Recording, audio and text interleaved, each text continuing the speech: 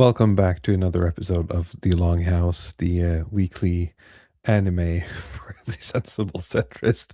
Um, I went a lot of back and forth on the new intro. In the end, I decided to just have fun with it, and I'm glad that I did.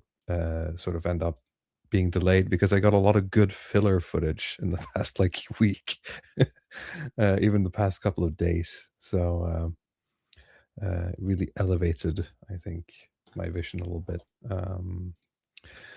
Bloody Path, how are you Oh, doing? yeah, glorious intro, 10 out of 10. I didn't expect it actually, so pleasantly surprised.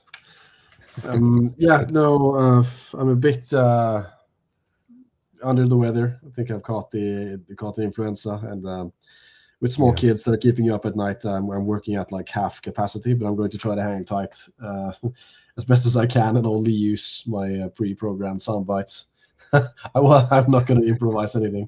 I have like zero mental fluidity currently, It's so. it's like in Toy Story when you pull Woody's string and he goes like, "There's a snake in my boot" or whatever. But it's just gonna be, I don't know, what's your catchphrase, Bloody Path? Yeah, I can't even respond to this with any coherency. So that's where I am right now. I Yeah. can't do wit or banter. I'll just do like plain commentary that just appears in my head. So um, No worries. We'll try to, keep it brief, keep it on topic, and then get out of here so you can get back to your family, of course. We have a couple of articles that we didn't get through last week, which are still relevant, I think, today. Um, we, of course, have to, talk about I guess, the not happening of Greenland. Get all of the various takes about what levels of 4D chat, um, you know, how much of a play between the US and the EU this is, or whether or not, is it just, Trump doing art of the deal, etc., etc., etc.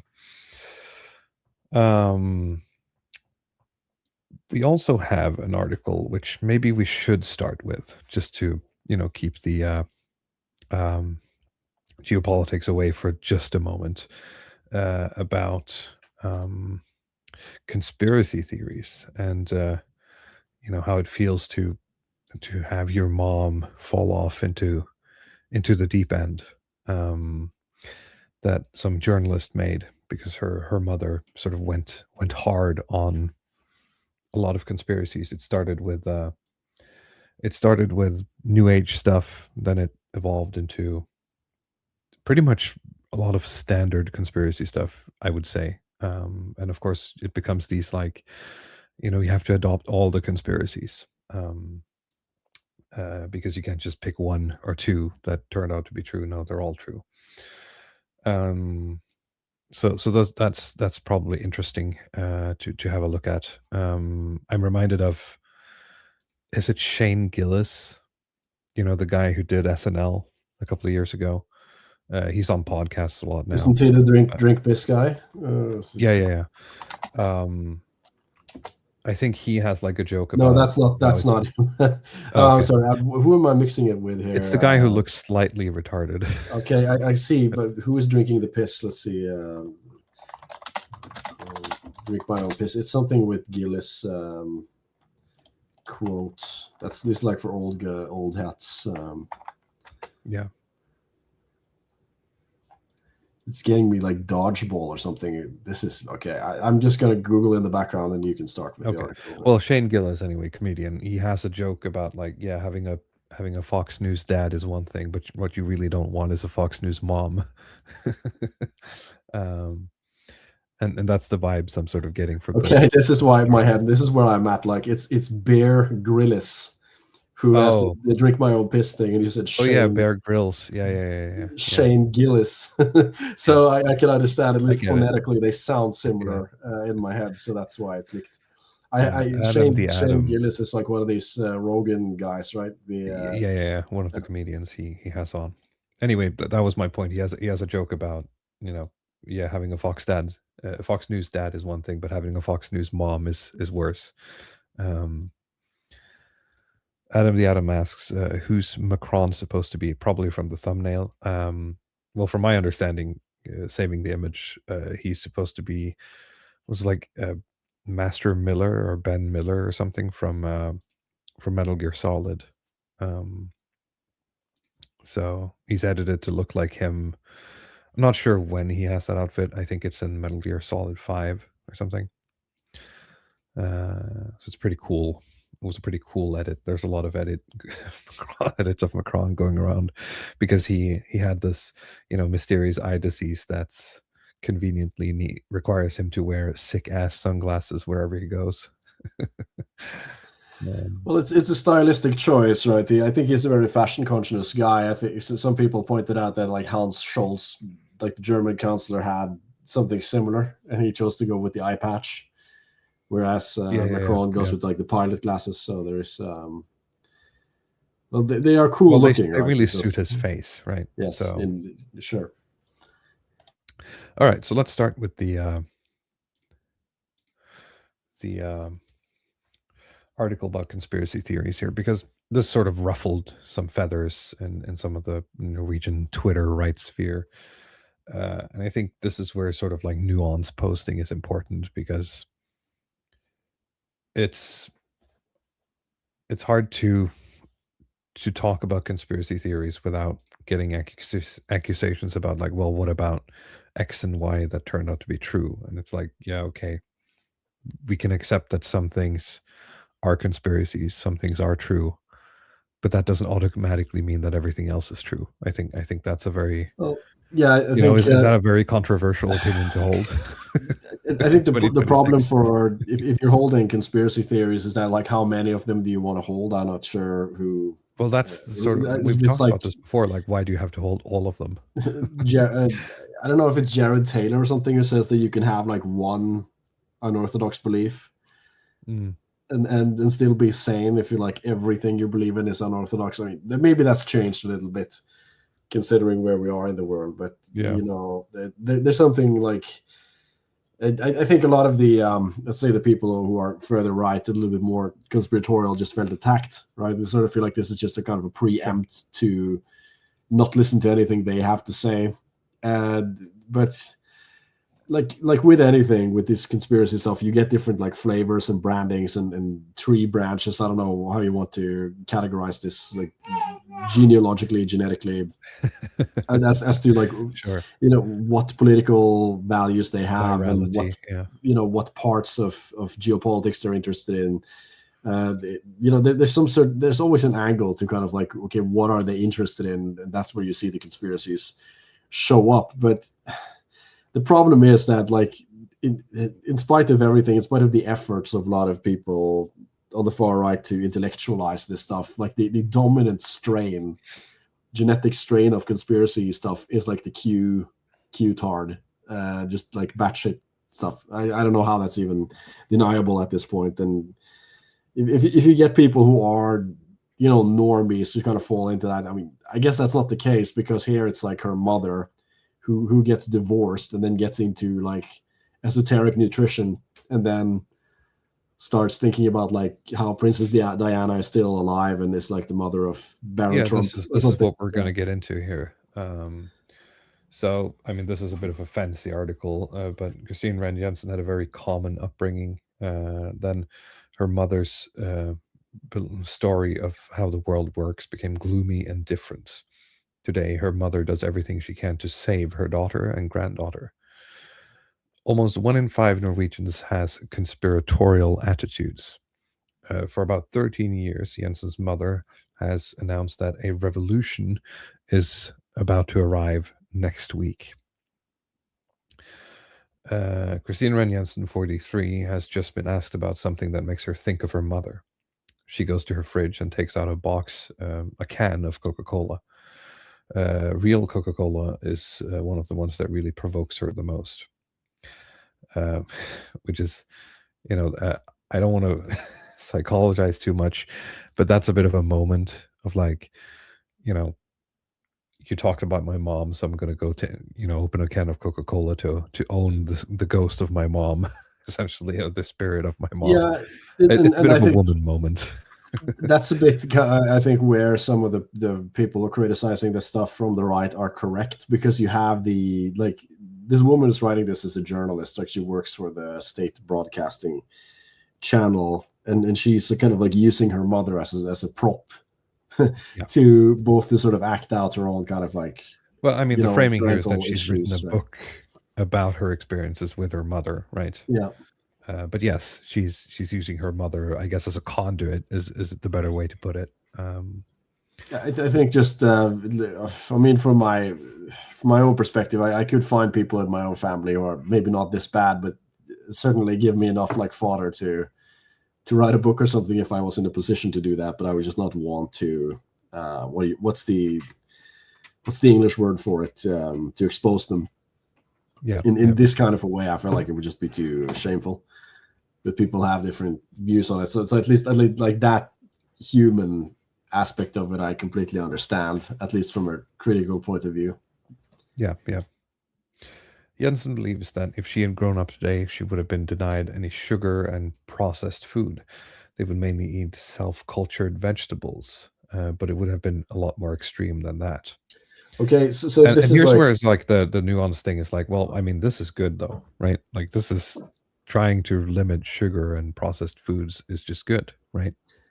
but yeah, it does sort of confuse me a little bit as to like where do you put her mother in terms of conspiracy thinking, right? Because it's typically like if she gets mad at a Coke, what I'm thinking about is like, are you angry about like the Diet Coke or the regular one? Because uh, like a very, let's just say, big strain of conspiracy thinking now is that like aspartame and this kind of Diet Coke stuff, that's like the Sure. problem.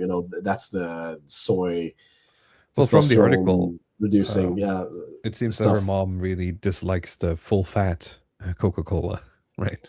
Yeah, Um, but I think someone like RFK Jr. or something is like they're trying to get away from Diet Coke to get back to mhm. cane sugar, Yeah, yeah. not corn syrup, but like old school cane sugar Coke in glass bottles. To Well, you don't get corn Yeah, syrup in Norway if you buy real cola. no, but There's not. with this woman, it's like she's just, yeah, we're just going all vegetable diets or Yeah, something homegrown. yeah, This is like bordering on pietistic, Christian Adventist stuff actually. yes, But that wasn't mentioned in the article. But at least for me, that's kind of the hook that I attached this yeah, to. yeah. And then she says, if I had become seriously ill, there would have been no talk of being treated with any ordinary medicine. She thinks. Nor would it have been on the Daily Review or the news on TV or in the newspapers. There wouldn't have been any mainstream news on the TV or any mainstream newspapers on the kitchen table. The very base story of our world would have been completely different. I would have been a lot more scared, she says. The Evening Post has had a close dialogue with her mother, who has read the article in full. She writes that there is a world hidden under the surface that the mass media is not interested in bringing to light. And then there's a correspondence from her mother at the bottom of this case. For Jensen's mother, um, oh wow, okay, I need to have the Norwegian translation here just in case. For Jensen's mother is sure that there are tiny little creatures inside the moon that are watching us. She believes that Princess Diana did not die in 1987 and that the 5G network is harmful to our health. It wasn't always that way. Jensen had quite a regular upbringing. They were a typical nuclear family: mother and father, sister, brother, dog, cabin in the mountains. We would go on hikes in the mountains and in the woods, football training, football practice. Mother was a team leader at the football practices, drove and picked up Jensen and her brother for all kinds of activities. Quote, she was a terrific mom who was always very present in our lives. Their mother was often in the garden. She loved planting colorful flowers and growing her own carrots and tomatoes. At the same time, let me check. At the same time, pre processed food or fast food was a large part of everyday life. The 80s and 90s were the time of the sort of soup in a bag or soup in a can and often that was the tomato soup for dinner. When Jensen was about 10 years old, their parents divorced. After the divorce, she was mostly with her mother, to whom she had the most close relationship. Quote, she's been a dream mom, really. When Jensen started high school, um, she moved to live with her father. During the period that followed, her mother's interest in health grew. She started to filter her water. She bought a grounding mat. I guess is the only way of sort of describing it, which is supposed to connect you to electrically to the Earth's natural energy field in order to restore natural balance. She quit using sunscreen. She started taping her mouth long before pimp lotion and other influencers started making it trendy. Her mother could send them hundreds of emails a month involving health tips to both Jensen and her brother. As time went on, the advice became more and more extreme, from tips and supplements to from tips on specific supplements, drinking water with natron in order to get the right pH value. What's natron in English? Let's check here. Baking soda. Um, and to avoid vaccines, to detox the body with animal medicine. 30 years ago, Jensen received what she would consider the first conspiracy theory. But among the flood of emails, she overlooked that her mother's interest in health had been on the cusp of something more serious. It was only later during the pandemic that her family realized how far this had gone. During a cafe visit, it was like lightning struck from the heavens when her mom suddenly said, don't take the vaccine, Christine, you're going to die. Both Jensen and her 11-year-old daughter were uh, surprised. Mostly, she says, because we saw the seriousness in her mother's changing worldview. Um, Christine Ren Jensen's life and work is in a stark contrast to what her mother believes in. While her mother uh, is stepping away from mainstream media, or what you would call like editorial media. Jensen herself is a journalist who has worked much of her career in NRK, which is Norwegian BBC, essentially. Quote, Mom is a conspiracy theorist is her first published book. Her mother has not wished to read it, but has written a comment posted at the end of the book. Quote, you describe, this is the paper asking, you describe having a lost mother even though she's alive. What do you put in that? Quote, it's not possible to talk to her about anything that's important anymore. If we're together, we only manage to have superficial conversations and a superficial relationship because we essentially believe in completely different realities, she says. Jensen feels that all conversation topics always lead to a conspiracy theory. God, could you imagine? Like, just whether or not anything is true.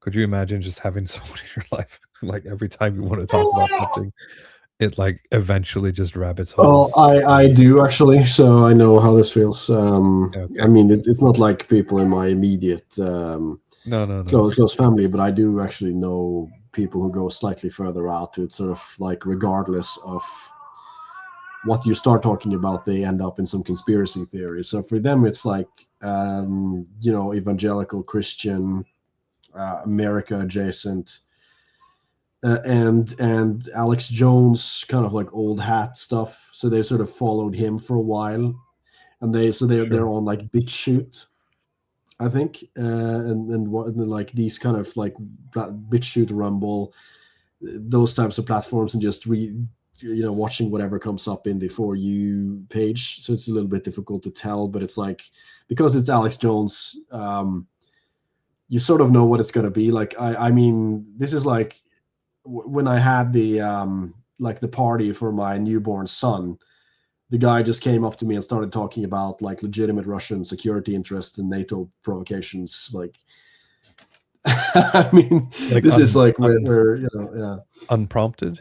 almost unprompted. Yeah, I mean, you'd think he would just say congratulations on becoming a dad a second time or something, but it's like no, it's just that was like the first topic he after saying hi or something, he just sort of started talking Nice. about how Boris Johnson screwed up the peace deal between Russia and Ukraine Oh and yeah, stuff yeah, like that. And of course, I've heard all of it before. I know kind of where it comes from, but it's just the, it is with this type of person that they just like they feel like they've found some kind of treasure trove of hidden insights, and they just can't wait to share it with other sure, people. yeah, And I mean, I liken it to kind of if you've had a cat or maybe a dog or something that is like outside hunting and chasing sure, other animals or something, and like the cat will find a dead bird on the street or a rat or something, and they'll just bring it yeah. inside your Just gonna, house and yeah, put it in front of you, and it's like half dead, crawling around, and it sort of expects praise for yeah, yeah, this, yeah. and you're looking at it and you're just kind of grossed out and just thinking, oh, what are you doing? Like, just take this thing out here. But they're like really, proud. Look at what I did. Look at what I made here.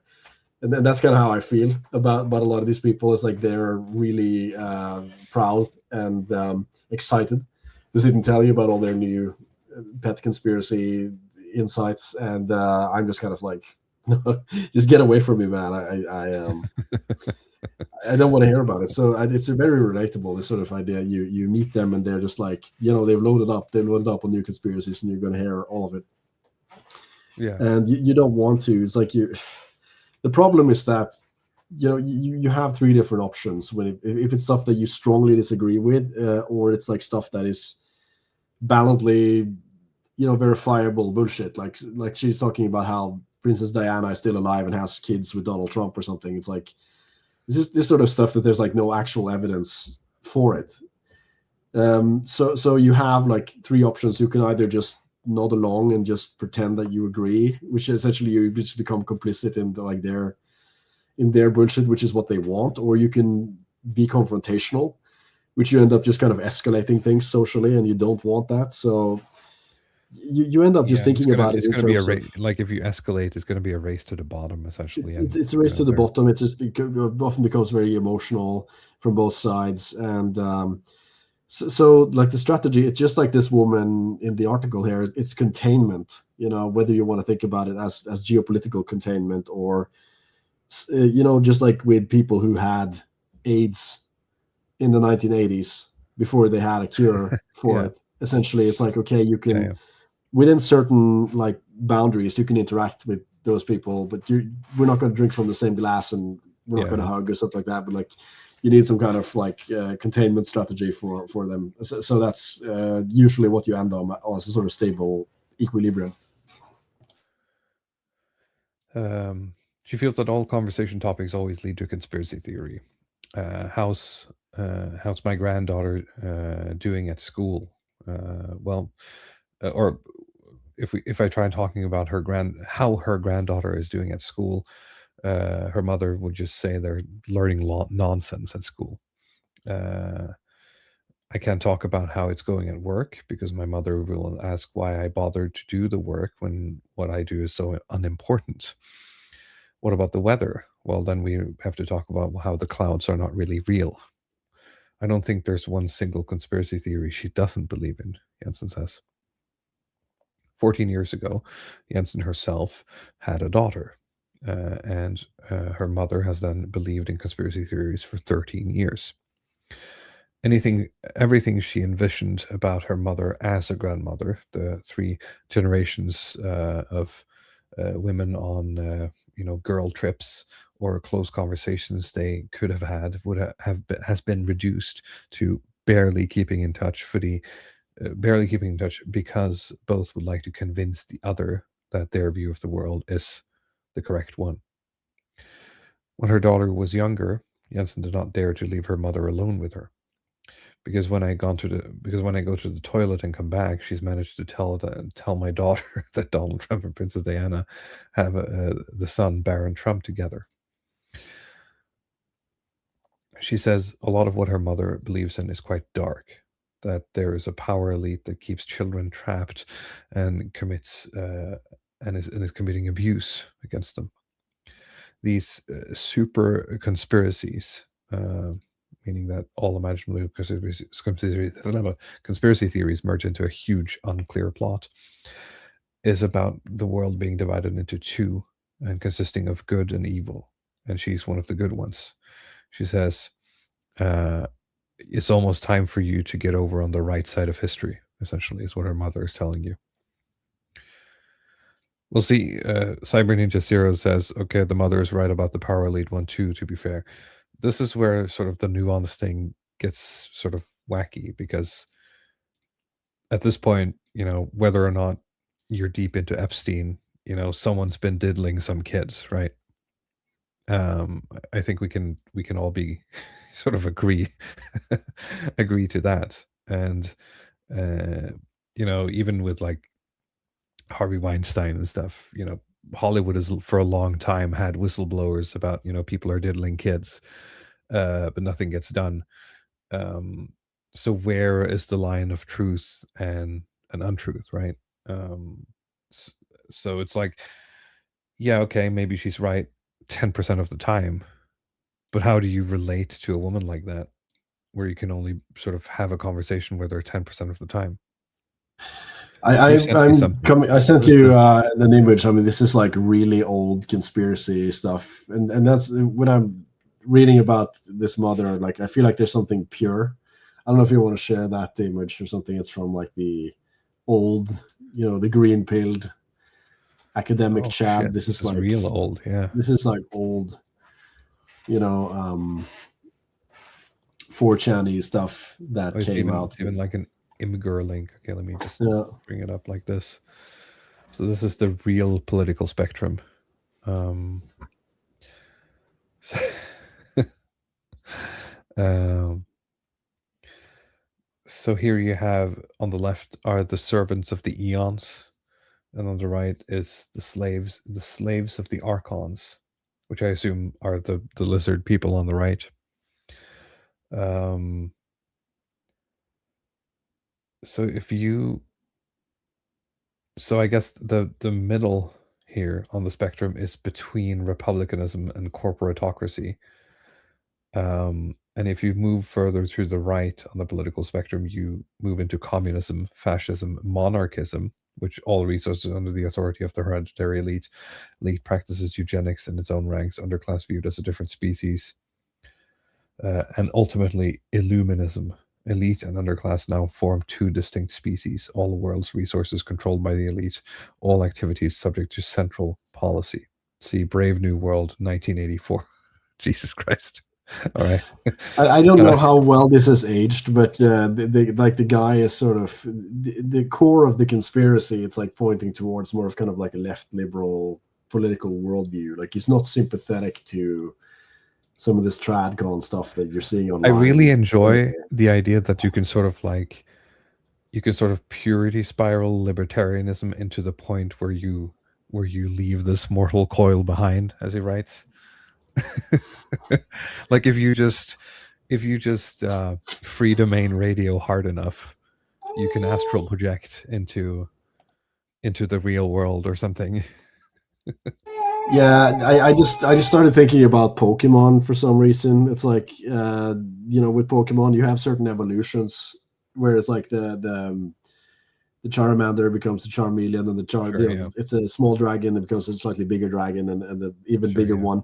But then you have that one Pokemon that's like the squirrel, the brown squirrel Eve or something, and you can give it stones that just Oh evolve it yeah, to yeah. in any It's direction. like a lateral evolution instead of And like a and hierarchy and that's evolution. how I feel about libertarians. It's like you start off with just the Eve, and you can just give them any stone to just evolve them in any direction that you want. There's no logical kind of what is the Sure, you logical just yeah, endpoint you of give them the Maga stone and they become yeah. Ultra Maga or something. I mean, there's kind of like no, okay, you start reading Mises, and where do you end up exactly?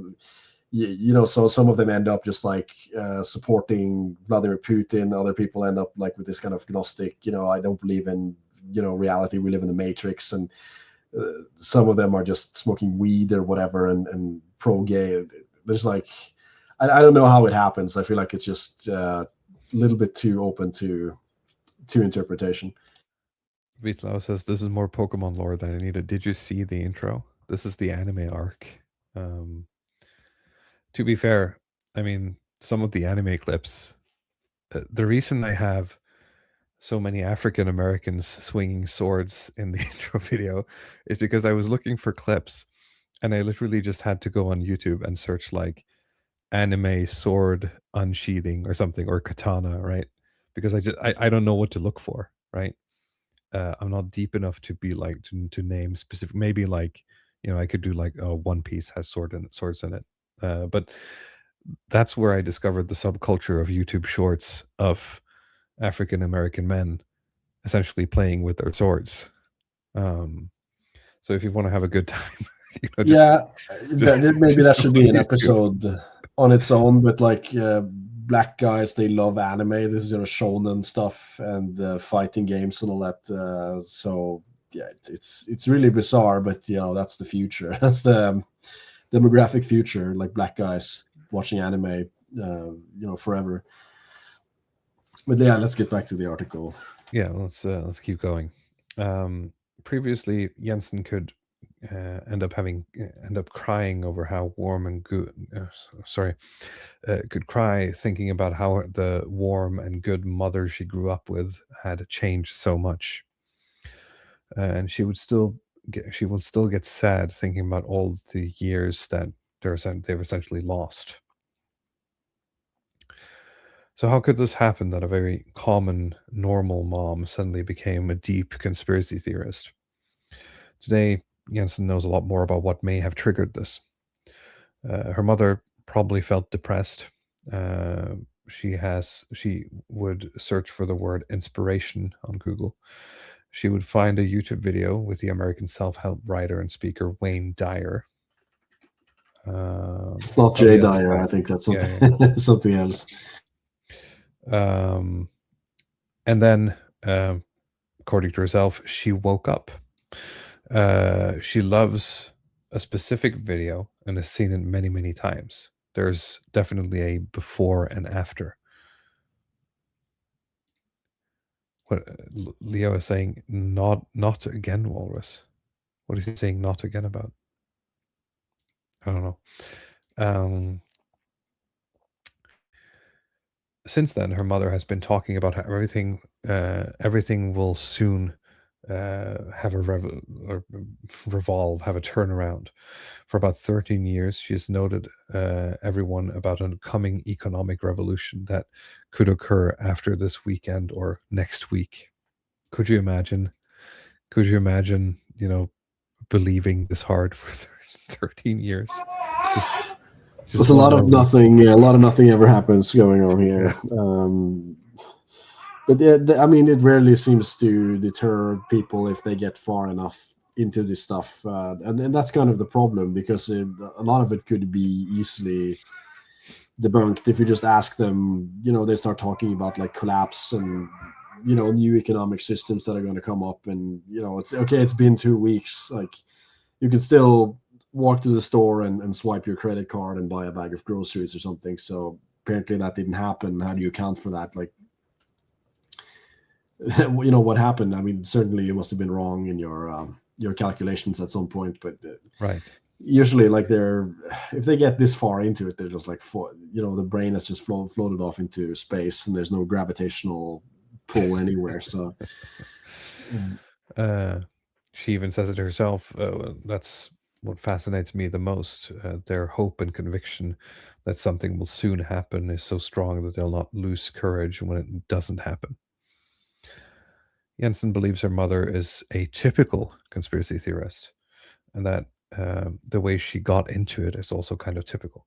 At the same time, she believes that this can affect more people than you think.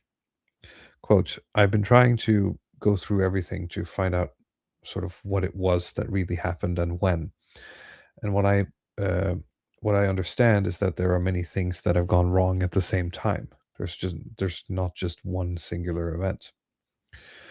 Her mother was alone for a long time uh, during her youth, meaning that, or when she was raising her, she had an interest in health and alternative medicine early. She was a bit spiritual and believed in, let's say, supernatural things.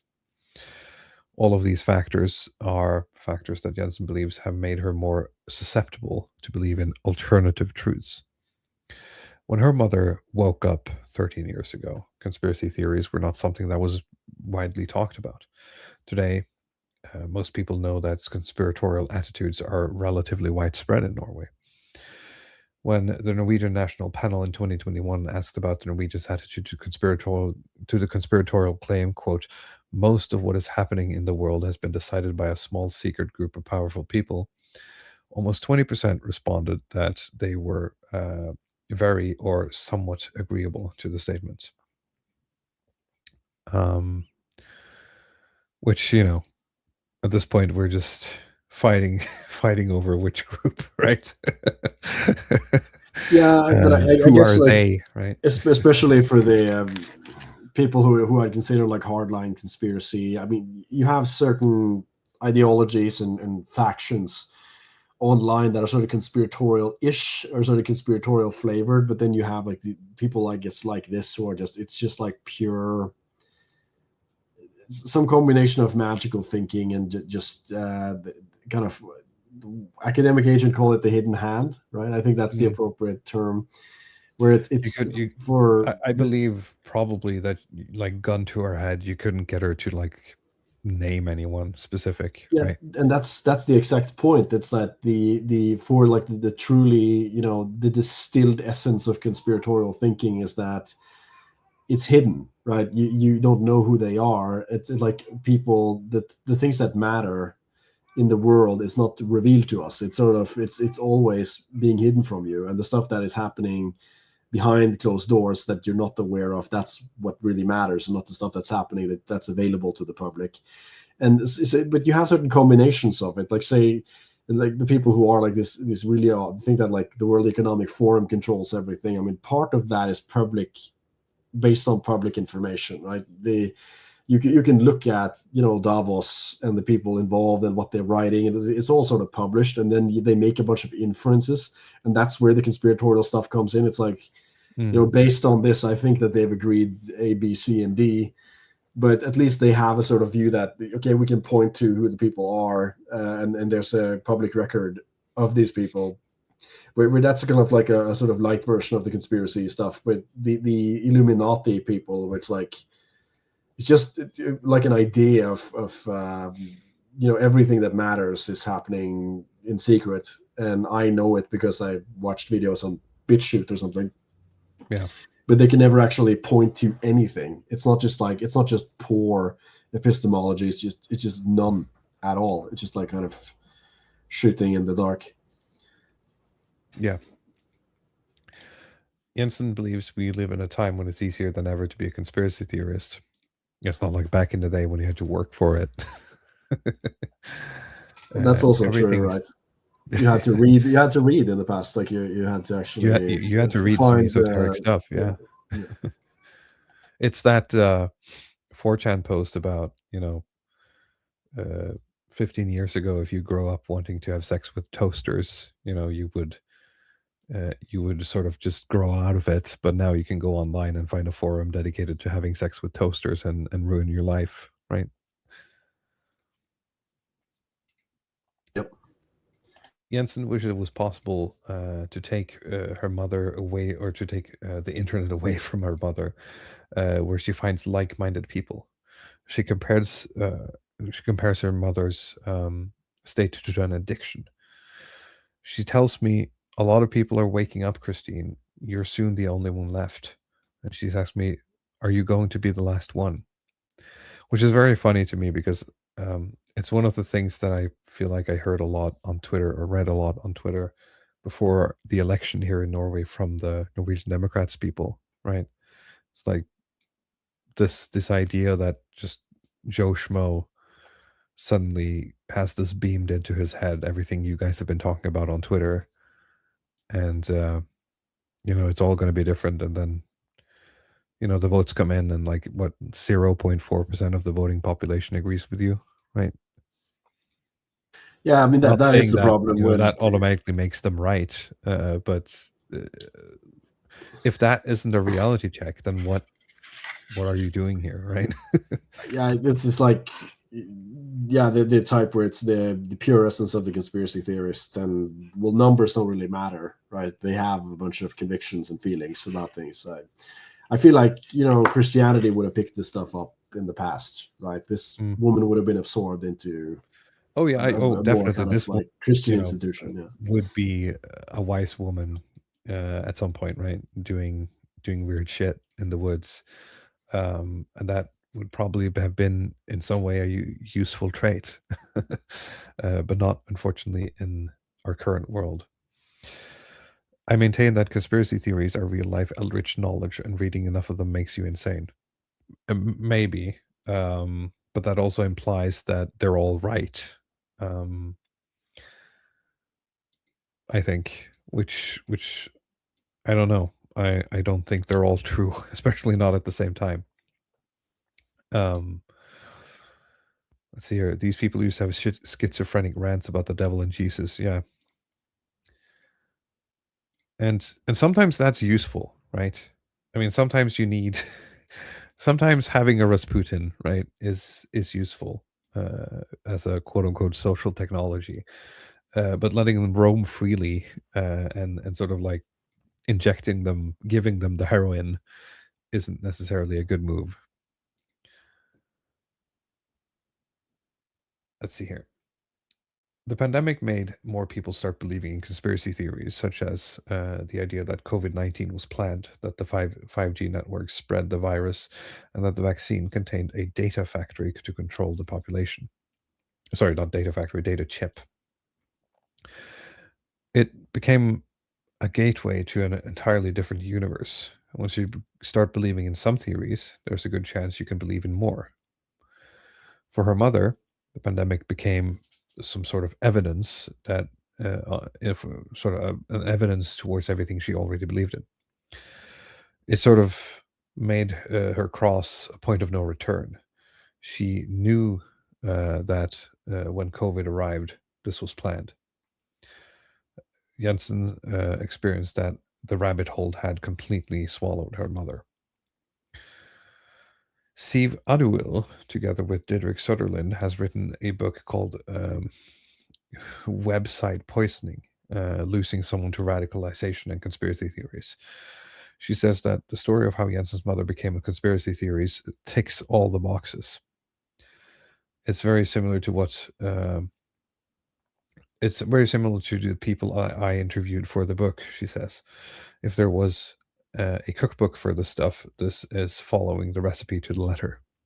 Could you imagine though that you become like a conspiracy theorist and like and you get told like you're being like textbook conspiracy theorist? At least be like a cool, edgy conspiracy theorist. Not don't be like everyone else, right? It's important to be different from all the other conspiratards. I think there's a market for that. Yeah. I mean, some of this is driven by novelty, right? But when you see characters like her mother, it seems to be like divorce is the main driver.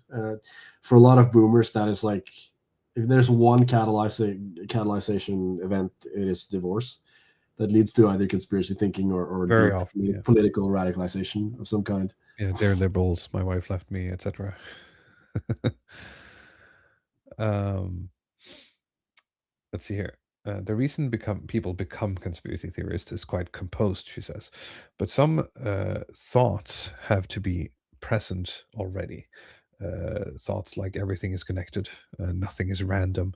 You have to have a distrust of institutions and the conviction that someone is behind something, behind happenings. Advil thinks that conspiracy theories are a big problem in our society, but because it's quite shameful and difficult, we don't really know how common it is. I think everyone knows someone, maybe a colleague or an uncle, but I also think it's largely happening in much closer relationships than that, and that it sort of affects individuals to a greater extent. She receives a lot of questions about what to do to sort of get someone out of conspiracy theories. She says, I can't say there's a quick fix. In many cases, there's no easy way to solve this demanding situation. We can't decide how anyone should think. The question could be, could you have people in your life that provoke you so much? Adeville thinks it's important to not morbidize those who believe in conspiracy theories, meaning that we shouldn't treat it as a sickness. If we do that, we just push them away. If we create an us and them, we would make the problem even bigger. Last time Jensen saw her mother, they met at a cafe. When they met, it had been a long time since the last. She remembered that the last gathering had ended badly. They'd gone to a restaurant. Jensen was tired and frustrated, so she challenged her mother's theories. It ended with her mother getting up and walking out in the middle of a dinner. At the cafe meeting a few months later, both were more positively in tune. They were both uh, they both wanted to make it work, I guess. And it was this during a late summer day that Jensen and her daughter had driven 2 hours to meet her mother at a cafe. They joked that they wanted to focus on the positive and they wanted to see the best in each other. It almost became exaggerated, but they made it. They mimicked. They remembered. They ate the member berries, talked about mostly superficial things, and no one left in a rage. It was nice, she says, but it wasn't entirely conspiracy free. With her book, Jensen wants to spread more understanding of how it is to live with a conspiracy theorist in your nearest circle. There are two things that I hear when I tell people about my mom. One is that people want to hear the craziest things she believes in, and in that sense, it's a little bit it's exciting for people. The second is that they tell me that I just have to cut contact with my mom. What she wants to do is to humanize her mother. She wants to show the world that she's a whole human being. This isn't entertainment, it's sad. And the only thing I've learned when I look for solutions and I read about this is that we don't have to cut contact with them because that means she has no one to come back to. Do you still believe that she can come back? I really do, yeah. And I don't have an option in not believing it. MG Mike 12345 says the problem is that modern systems are too complex for the average person to comprehend, so they turn to conspiracy theories. Sure, and I guess that goes for geopolitics as well. I mean, at what point do you take things as face value, and at what point is something 4D chess, right? Yep. I think we should do About that for Greenland. it, yes, yeah. Speaking of geopolitics, I think we have to do Greenland. Wind up the take machine, I guess. So for those of you unaware, which I believe is very few of you, Trump has been saber rattling a lot since last week about Greenland. The EU has, in some ways, responded in kind. Of course, depending on your belief of the situation, but at least superficially, which ultimately led to Trump threatening tariffs, EU threatening tariffs, Denmark threatening to pull money out of funds, and Trump. Well, I mean that's I guess a matter of debate. Backing down. What's the phrase? Trump always chickens out. Don't touch the Taco money. acronym. Yeah. I'm Of not course, exactly sure I'm what not sure length if you you. want there because Yeah, you it's a lot of it's different to me it's things. still a bit fuzzy. Sort of what the particulars. I think some things must have been discussed at Davos, um, that we aren't privy to, just because it sort of just happened very suddenly that you know Donald Trump tweeted, or this is Social, I believe, based upon a productive meeting I had with the Secretary of State General of NATO, Mark Rutte, we have formed the framework for a future deal with respect to Greenland and, in fact, the entire Arctic region.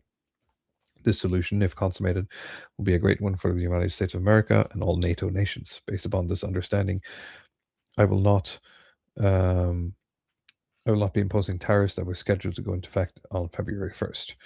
Additional discussions are being held concerning the Golden Dome as it pertains to Greenland. Further information will be made available, blah, blah, blah. Vance, Rubio, Witkoff will continue the negotiations. So, I mean, something has been, some sort of accordance has been reached. Well, Whether or not that is Trump backing down or NATO backing down, I honestly don't have the I mean, details at on. least from what I read is that Mark Rutte more or less promised that Trump would not be able to annex all of Greenland, but that he would give, like, the United States would attain sovereignty of certain parts of Greenland that they could use for military or something. I mean, which of course he doesn't really have the authority to negotiate that on behalf of Denmark. So Mette Frederiksen later came out as the prime minister of Yes. Denmark and said that we haven't agreed to anything and you can't negotiate for us. So it's sort of kind of a nothing burger. You're kind of back where we started, but Yeah. to me it seems like the Rutte fellow. It seems to me like the screening process to be head of NATO is like how much Trump boot can you lick Yeah. the fastest. Which is really. It's strange like considering sort of, how much ostensibly rallying a lot of the other EU members have done, right? yeah, Against Trump, essentially. yeah, but yeah, we have to separate EU from NATO here, right? But in terms of just being kind of like the head of NATO, whether it's like Stoltenberg or Rutte or something like that, it seems to kind of favor people who will kiss the American president's ass as much as possible, which has been his strategy. He has, it's almost a little bit cartoonish, I think, with Mark Rutte. Like, he's the one who made this kind of Daddy Trump has to get what he wants Sure. comment. It's I mean, with anybody else, it's disturbing, I think, with the way that it is. But if it was anything else, it's very hard to imagine. But yeah, so I don't know if like Trump thinks he's gonna get parts of Greenland, which is turning it into nothing, or like the alternative explanation that it wasn't actually this kind of flattery stuff, or that they brought him in to speak or whatever, so he feels better, because that's happened a lot of times. It seems like he starts talking about annexing something, cutting funding, whatever, and then they okay, just show up. He got this text message from Macron that he shared on Truth Social. Yeah. Instead of, well, come on, Trump, we'll talk it out at the Davos. And he gets to feel important and speak in front of people, and everybody talks and does photo ops or whatever. And then he's in a better mood with regards to those people. And he walks away sort of, yeah, we all agreed to this new deal that's the same as the old deal or whatever. But there were actually from like the because EU side.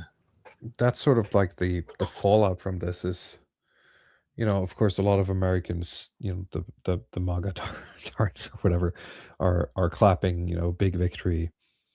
But I don't see how this really changes anything. I mean, even before Trump started talking about annexing things, Denmark would have been quite a willing ally. Even if you're talking resources, if you're talking military, this is a situation where just asking would have been met with, I think, better results. Um, and I don't see what's been achieved here other than yet again, essentially burning your allies. And, you can say that this is 4D chess, this is part of the deal. And he ended up getting what he wants, and everyone sort of saves face. I guess you could take the people said we had to check out Brian Berletig. I guess you could take the Brian Berletig stance and say that this is all about consolidation to confront China. But then again, it goes back to the case where it's like, well, Denmark was already willing and able to work with you. Like, what's the difference? Why do you have to spite your Yeah, allies to achieve this? I mean, so you have the European leader side to this and the American side. So it's difficult to tell in terms of the European leaders if like they won here, because we just okay we're just sort of back to the way that it was. We've sort of averted any hard confrontation with the United States. But then again, that's, how long is it going to be before we get to another one of these? I mean, Trump was on this Greenland train a year ago, right? It was almost Yeah, right.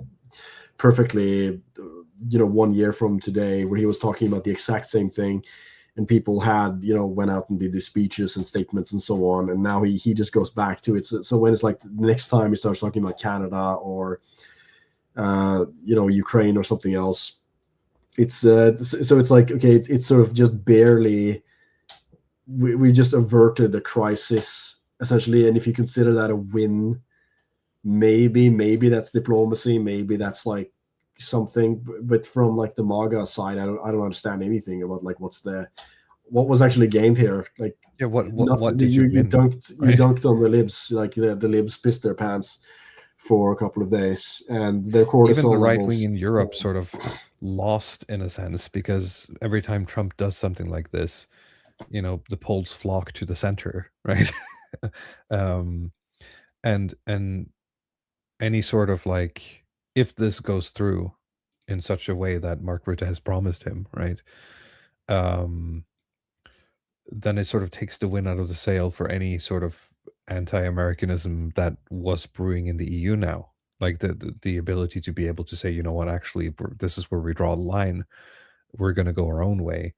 Um, that's going to take the wind out of the sail of that. So who's winning here, Yeah, I right? mean, that is, this is like trying to pull teeth or something, because I think it's so comfortable for a lot of these EU politicians to just wish that they could go back to the way things were, or that, hoping that you can sit Trump out. Good luck with that if it's like Yeah, but three that's the three more thing. Like, years. I mean, ideally, the best thing that can happen with Trump presidency is that EU leaders start thinking about, well, hang on, what if the next guy is just as unstable? He's just a Democrat, right? Because at this point, it's like, is this just a feature of Americanism going forward, right? Yeah, exactly. Or how can we trust them 50 years from now, essentially? I mean, yeah, I absolutely. I don't know how many people have started thinking in these lines. I think I think too the few, longer this honestly. goes Yeah, on, the worse it is. But some of them are older, right? And they have long careers where they've been working with United States, what do you want to call them, bureaucrats, deep state actors, or whatever, that they probably know. So I think that, it's just kind of in their bones to want to continue this as much as sure. possible. And there's not they don't come from a kind of political background where it's all about fire and resistance and like lion politics. It's all about appeasement stuff Yeah, and cost optimizing, and like, the NATO solution is like from the sort of European technocratic perspective, it is like the most cost optimizing, game theory optimized solution for them if it works. I mean, assuming that the US actually is a military guarantor, right? Then this is the most like you can max out on. You get a large military protection, and you can also max out on healthcare, education. This, of course, this is a standard kind of Magatard line. It's that the Europeans have chosen to deprioritize military for what does it say, like for healthcare or whatever. I mean, it's only partially right. true. You can do both, as you see with countries like Finland or Yeah, yeah, yeah. um, something. Just a minute. And it's okay, right? It's like, I think it's okay to admit that we've been slacking, right? But that doesn't mean we're unable to change. Like But we, they have been slacking, but I mean, it's something that's kind of underappreciated there, because a lot of these challengers, right, in European politics that are coming from the right, that are populist, are the line that they're taking is that, okay, the leaders we have are globalists, and they only care about like the UN, the global community, international liberal class, whatever, and they don't actually care about the country itself. But just from a game theory perspective, when it comes to military security in Europe, this is like a prisoner's dilemma, right? What you want is you want to have good military protection that can cover all of the countries, because you're talking about small powers or middle powers that can't protect themselves, but you also want to pay the least amount into it. And that's how you win. That's like how you actually, this is a way of just acting in Yeah, your have own your cake country's and eat it interest. too, Yeah, right? have your Yeah. cake and eat it, or like it's just a standard game. You act in your own self-interest, and when everybody act in their own self-interest, then you get a bad outcome collectively. Like that's the game theory stuff. Like with the two prisoners who rat on each other, and then they both end up in jail, serving long sentences. But that's kind of the problem in terms of like European countries. They want the military security, but they don't want to pay for it. So the solution has been all of that's just outsourced to American hegemony, and you pay like a minimum amount. You get the maximum protection, and the rest of the money can be used for kind of domestic stuff or idealistic stuff, whatever. That's you think is going to score well with your base. You might be completely mistaken, but at least you can make that case. I feel like that's not an illogical case. The problem is that if you take the United States out of the picture, and because now we're at the point where the big power is threatening all of these middle and small powers, and it's Yeah. looking like this guarantee is just null and void. It's completely pointless. So what you get then is that, okay, these small and middle countries have to pull their own weight more, but the incentive is the same. It's just like, we don't want to have too much EU stuff. We don't want too much control that's outside of the country, that's outsourced. We want more money for the pensioners, for the healthcare, and we don't want to spend on the military, but other countries should do that so that we can get that protection. So it is just like if you're living in a house, homeowner association. Maybe I'm using that term wrong because it means something different in the American context. But say you're living in some kind of like connected housing arrangement, right? Where whether it's like you're living in an apartment block or Yeah. townhouses or something like that, and there's an issue with the plumbing that affects all of the houses. But it's like currently it's only affecting one apartment. But if it goes on, it's going to affect other apartments. But a lot of them are going to be like, well, it's not affecting me right now, so I don't want to pay. I don't want to borrow any money. I don't want to pay into doing infrastructure upgrades or something like that, because it's just in my self-interest to not do this. But that's when you're getting into this prisoner's dilemma again. Like all of them want the security, none of them actually want to pay for the security. So how that problem is going to be solved, I think, especially from this more in terms of balancing like the self-interest of these smaller European countries with the more of the collective defensive interest. It's an interesting problem, I think, and I think some of these more populist parties are probably the worst equipped to do that, because their solution is, well, essentially just don't think about it. I don't think they have any solution that's like, well, they can signal towards some kind of military prep and recruitment, but as a small nation, let's say you're 1 million people, 4 million people, 10, 20, it's not enough.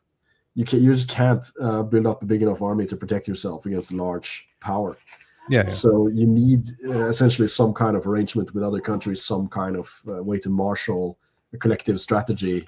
And that's the only way you're going to succeed. That's like the only way that Europe can survive in the, quote unquote, multipolar world order or something, is that if they can actually act strategically, collectively. And you saw just a little bit of it, I think. If we just assume that this theory that the bond bandits, the reason that Trump turned is that Swedish and Danish pension funds were starting to drop US bonds.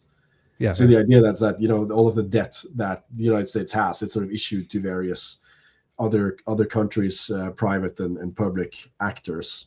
And when they sell them, that means the interest rate goes up. So the interest rate to servicing the debt increases, and when they have like the 120% debt to GDP ratio, it really hurts to go from 5% to 6% to maybe the 7% interest rate that they have to pay on the debt.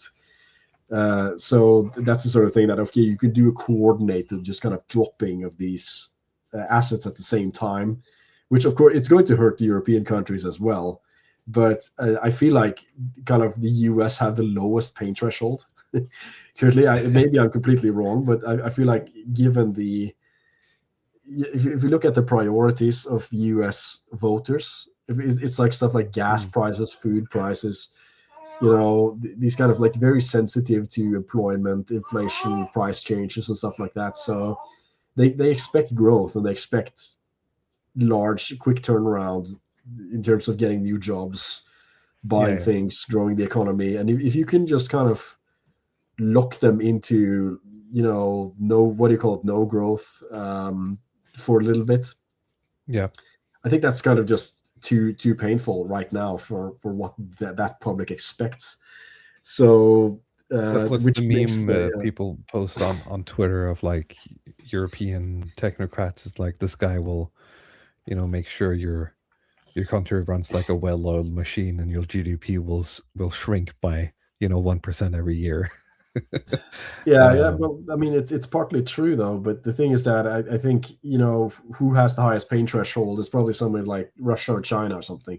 I think they're just used to getting whipped from the top down, and that's just what they expect. That's how they plan out their lives. That's priced in for them. With Europeans, it's a little bit less like they expect comfortable life, but they can live with maybe like 1 to 0% GDP growth, stagnant salaries, whatever. It's like the Anthony Bourdain meme where they're sitting outside smoking or whatever. They don't really care that much. But with the US, they kind of expect full bore 3% every year economic growth, single family home with a pool in the back and all that stuff. So right. you can Yeah.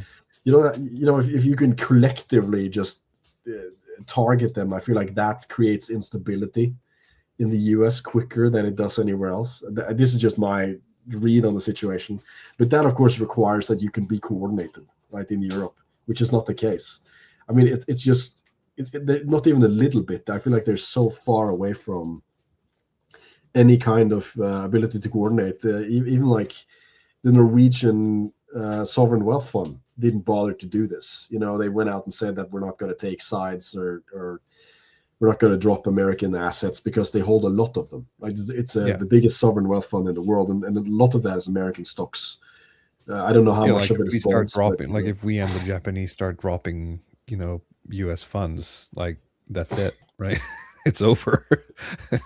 yeah, it hurts um us as well. But I yeah, feel like if for you everyone. have Yeah, for everyone. people who are you live in Europe, who are just like Euromaxing and comfortable with degrowth, I think it's not great. But I think the Americans are just a little bit more sensitive to that. So, but of course, if it's going to be like well, it's not in our self-interest to drop these bonds, it might hurt us, so we're not going to do that. Okay, based on self-interest build or whatever. Norway first, but you still end up losing out to these big powers every time. So this is that's kind of the problems that stand in front of us. Yeah. I think I think that's, I mean, we could go into the whole thing. Like, he had a couple of moments about the peace price stuff. I'm just kind of tired. I'm tired, boss. Is that the meme? Um, Well, it's. wasn't I that think it's one of their those things where, like, it feels like, as you said, or we said earlier, we're kind of like one step forward, two steps back. Now what? It's going to be interesting to see what happens in the next week or two.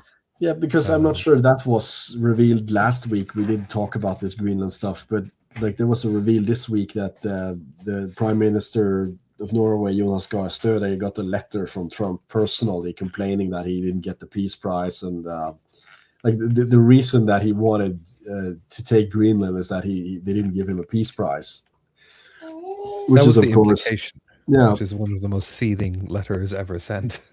I feel. I feel like that was like it was so bad that a lot of the more kind of right wing factions in various European countries had to distance themselves from it because it's so sort of naked. It's like even the most kind of blue anon shitlib coded interpretations of what Trump is doing was not that pathetic in Yeah, terms of like trying to get a read on. Okay, he wants it because it's big.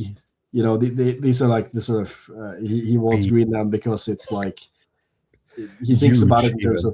of real estate, Yeah, or he wants to add land to America and create like this American continent sphere of influence or something.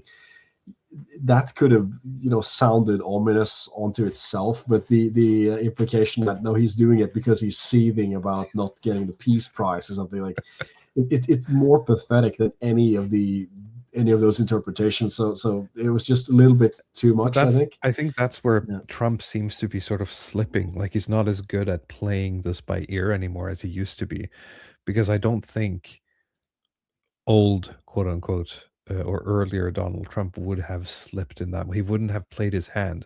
Like he would have kept the mystery of why he wants Greenland, but why frame it as, well, it's because I didn't get the peace prize, right?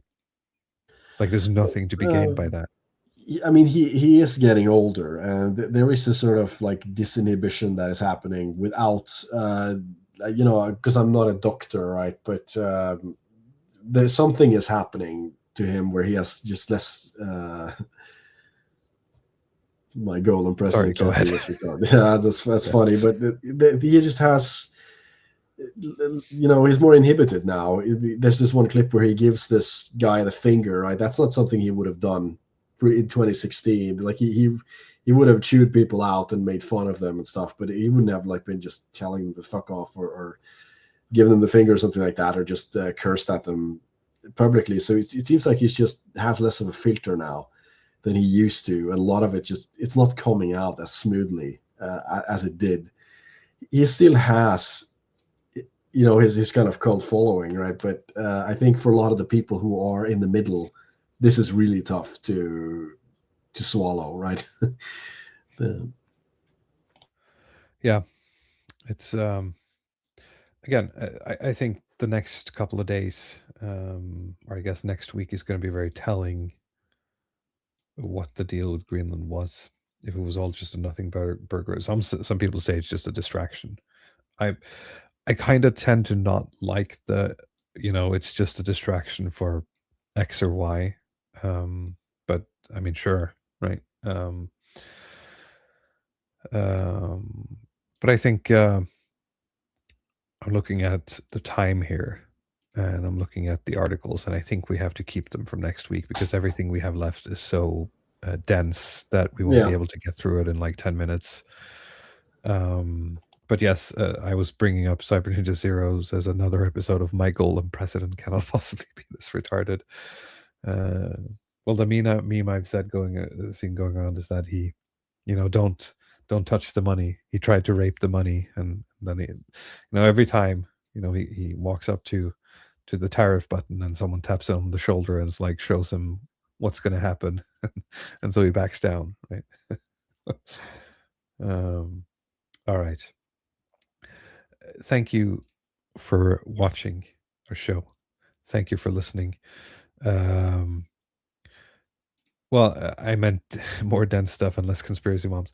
I meant more dense stuff, as in it's we don't have time to cover it in 10 minutes. But yes, we have on the docket for next week, I guess, an article about sort of internal Norwegian migration, which is that foreigners immigrate here or they get asylum here, and we send them all to the frozen north, and then 2 years later they move to ghettos to live with people who look and act like them. So hopefully we'll be able to cover that. Thank you for watching. Thank you for listening. And of course, if you're watching on YouTube, I would appreciate a like. That helps. We'll be back next week as always. Anything you want to add before we leave Letting Path? No, just thanks to people for tuning in, and yeah.